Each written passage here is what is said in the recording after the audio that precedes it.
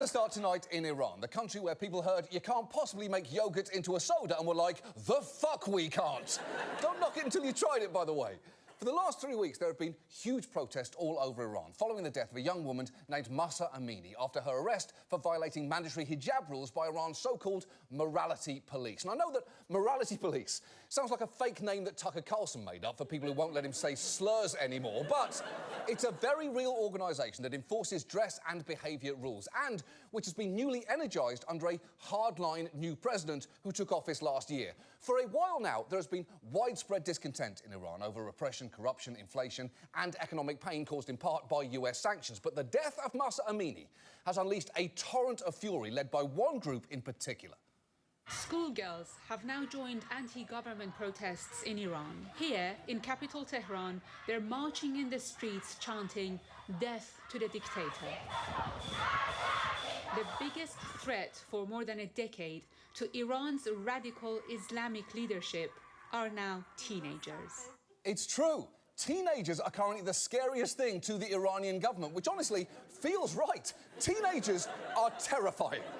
The list of groups I never want mad at me goes in ascending order: the Mafia from 50 years ago, Jason Momoa, which is less about him being physically imposing and more about me craving his approval, robots, spiders after they all learn to work together, and then, right at the top, teenage girls. And the young women at the forefront of these protests have been making it very clear that they are not afraid to stand up to the morality police or indeed anybody. This video shows female students in Shiraz shouting "Basijis get lost" to a member of the feared Basiji paramilitary force who'd been invited to give a speech. And in this video, filmed near the capital Tehran, Iranian schoolgirls, many without their heads covered, throw objects at a man and chase him away. Holy shit! The bravery of those girls is genuinely incredible.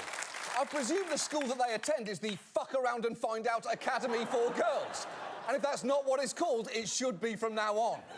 These protests are taking many forms and they are rapidly spreading online. When Iranian women were filmed cutting their hair in protest, women around the world started doing the same in solidarity, which is incredibly inspiring, although I will say it's also a little hurtful that when Iranian women cut their own hair, everyone supports them. But when I cut my own hair, everyone says I look like Amelie fell headfirst into a garbage disposal. I'm not saying they were wrong about that, I'm just saying it is a double standard.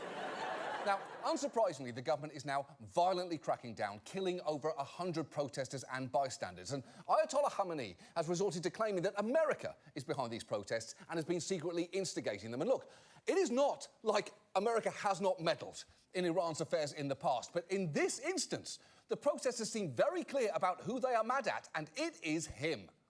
These young girls no longer want to see his face in their classrooms.